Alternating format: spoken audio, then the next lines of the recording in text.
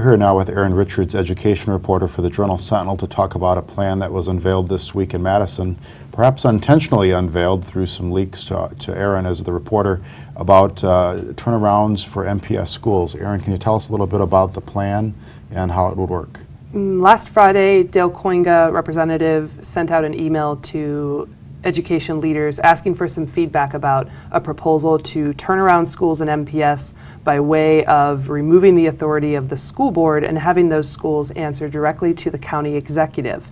The county executive would appoint a commissioner, somebody with an educational background, and that person would be able to solicit offers from charter schools or voucher schools to potentially assume the management of these low-performing schools and try some new strategies to improve achievement. Okay. So why, here's one of the questions I had when I read that story, was why Chris Abele and not Tom Barrett as the person who would be in charge and able to make these decisions? Well, as you know, Greg, in 2009, Mayor Barrett and former Governor Jim Doyle, also a Democrat, launched an ultimately unsuccessful bid to take over the schools as a mayoral takeover.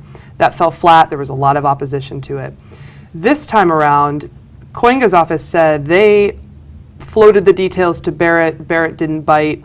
Barrett's office maintains they didn't bite because they didn't have all the details. They still don't have all the details. So ultimately, I think you saw them reach out to Chris Abele and his county executive office because it was the only other independent government authority that might want to take it out. One distinction this time when it was Barrett and Doyle, it was to take over the whole district. If I remember, this is specific low-performing schools. That's true. And was there some issue, I know about, could it be charter schools or private voucher schools? Does that sort of muddy up the waters in terms of support in Madison? It does. There are other turnaround zones elsewhere in the country. Some are run by the state, some are run by some kind of independent authority. But for the most part, it's only charter schools, which are public, that get a chance to say, we have a better plan for this school. In Milwaukee, we have a large number of private schools that get public money, voucher schools.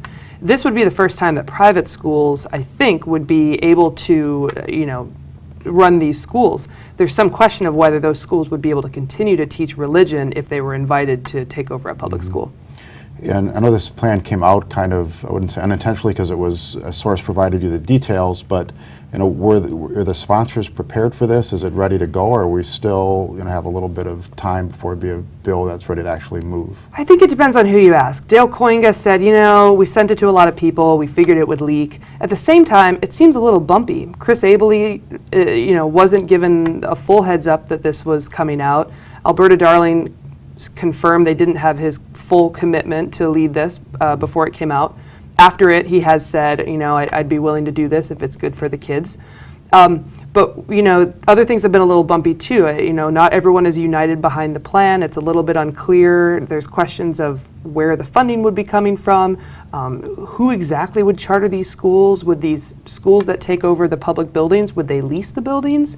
What would happen if they became higher performing? Would they be returned to the district, or would they be continued to run by these independent schools?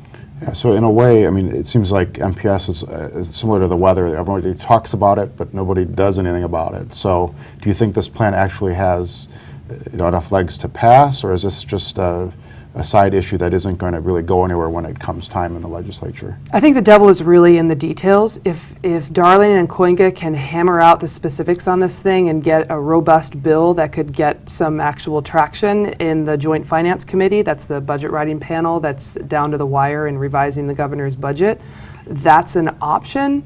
I don't think this bill stands a chance on its own if it were introduced independently. I think the opposition in some kind of public hearing or public hearings would be really strong from especially the teachers union in Milwaukee, grassroots groups, maybe even the Black community, saying this is a takeover of some of our lowest performing schools that serve predominantly Black and brown kids.